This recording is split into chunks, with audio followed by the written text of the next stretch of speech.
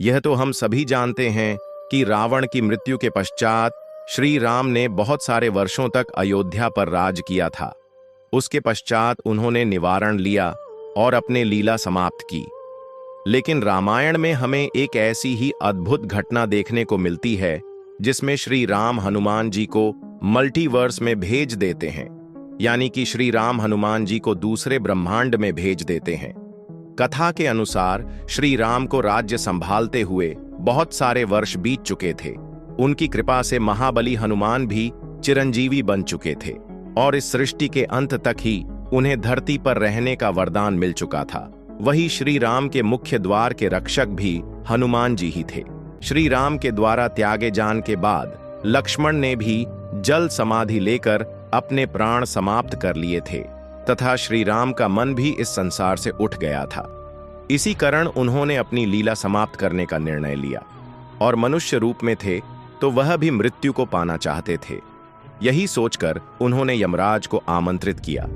यमराज आए तो सही, लेकिन जब उन्होंने द्वार पर पवन पुत्र हनुमान को देखा तो वह सोच में पड़ गए कि अब वह श्री राम तक कैसे पहुंचे।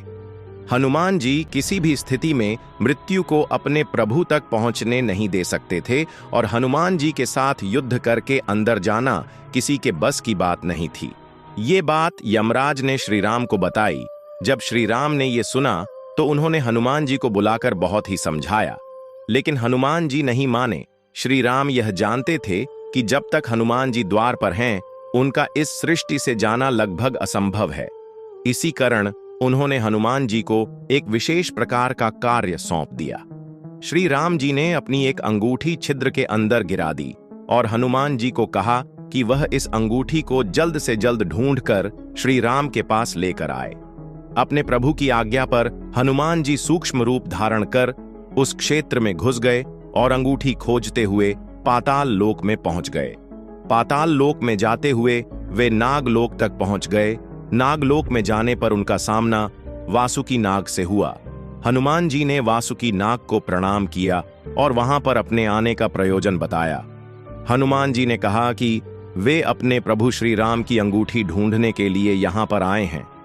उनकी बात सुनकर वासुकी नाग हंसने लगे और कहा, तो इस कल में भी श्री राम का अवतरण समाप्त हो ही गया। हनुमान जी को कुछ समझ में नहीं आया। अब वासुकी नाग हनुमान जी को पाताल की एक ऐसी जगह पर ले गए जहां पर ऐसी ही अंगूठियां का ढेर लगा हुआ था। उन्होंने हनुमान जी से कहा कि श्री राम की अंगूठी ढूंढ ले। हनुमान जी बड़े परेशान हुए कि अंगूठियां के इस ढेर में से असली अंगूठी को कैसे ढूंढेंगे। फिर उन्होंने पहली अंगूठी उठाई तो उसमें उन्हें श्री राम का चित्र दिखा। हनुमान जी प्रसन्न हो गए और वापस आने को मूड ही रहे थे। तभी उनका ध्यान पड़ी हुई अन्य अंगूठियां पर पड़ा। हनुमान जी हैं। यह सब देखकर हैरान रह गए कि सभी अंगूठियां पर श्री राम का चित्र बना हुआ था। उन्होंने नागराज वासुकी से इसका रहस्य पूछा। तब नागराज ने कहा कि आपको क्या लगता है, आज तक केवल एक ही श्री राम अवतरित हुए हैं। आज से पहले असंख्य श्री राम अवतरित हो चुके हैं और आज के बाद भी असंख्य श्री राम अवतरित होंगे। परमपिता ब्रह्मा द्वारा रचित सृष्टि का यही विधान है। इसी को सृजन और विनाश का चक्र कहते हैं। ब्रह्मा जी के आधे दिन को एक कल्प कहा जाता है, जिसमें चतुर्युग होते हैं। प्रत्येक त्रेता युग में श्री राम इस धरती पर अवतरित होते हैं और यही नहीं, स्वयं आप भी हर कल्प में जन्म लेते हैं और इस अंगूठी को ढूंढने के लिए यहाँ बार बार में आते हैं। तब आपकी अनुपस्थित में श्री राम अपने लीला को समाप्त करके बैकुंठ धाम लौट जाते हैं। नागराज ने कहा कि भविष्य में श्री राम की अंगूठियों के लिए भी यहाँ पर बहुत ही ज्यादा जगह है जहाँ पर अंगूठियां आकर गिर सकती हैं। अब हनुमान जी श्री राम की लीला को समझ गए। उन्हें यह भी समझ में आ गया कि भले ही वे नारायण के अवतार हैं, यदि वे पृथ्वी पर अवतरित होते हैं तो उनकी मृत्यु होना भी क्या है। यदि ईश्वर स्वयं अपने बनाए गए विधि के विधान का उल्लंघन करेंगे तो सृष्टि में अनिश्चितता आ जाएगी।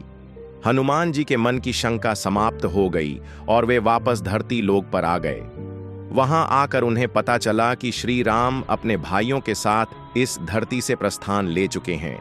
उन्हें तब समझ में आ गया था कि यही कारण था कि श्री राम ने उन्हें यह अंगूठी लेने के लिए भेजा। और उन्हें कल्प के अंत तक जीवित रहने का वरदान दिया था ताकि वे उनकी कथाओं का प्रचार प्रसार कर सके। चिरंजीवी हनुमान जी आज भी इसी लोक में उपस्थित हैं। इस तरह दोस्तों, श्री राम ने हनुमान जी को मल्टीवर्स का कॉन्सेप्ट भी बता दिया था। मल्टीवर्स का अर्थ है अनेकों ब्रह्मांड। इसका मतलब है कि हमारे ब्रह्मांड के साथ बहुत सारे ब्रह्मांड भी एग्जिस्ट करते हैं। यानी कि अगर कोई व्यक्ति किसी भी कंपनी के स्मार्टफोन से यह वीडियो देख रहा है, वैसे ही स्मार्टफोन से कोई और भी व्यक्ति है वीडियो देख रहा होगा। यही मल्टीवर्स का कॉन्सेप्ट हमें बताता है, जो कि वैज्ञानिक अभी ढूंढते हैं, लेकिन हमारे ग्रंथों में इसका जिक्र पहले ही हजारों साल पहले लिखा जा चुका है। और हनुमान जी की इसे अद्भुत लीला से वैज्ञानिक भी हैरान हैं। वैज्ञानिक खोज करते हैं जो हमारे पुराणों में वह हजारों साल पहले लिखी जा चुकी है। तो दोस्तों, कैसी लगी आपको आज की है वीडियो? कमेंट बॉक्स में जरूर बताएं। वीडियो को एक लाइक करके चैनल को भी सब्सक्राइब करें।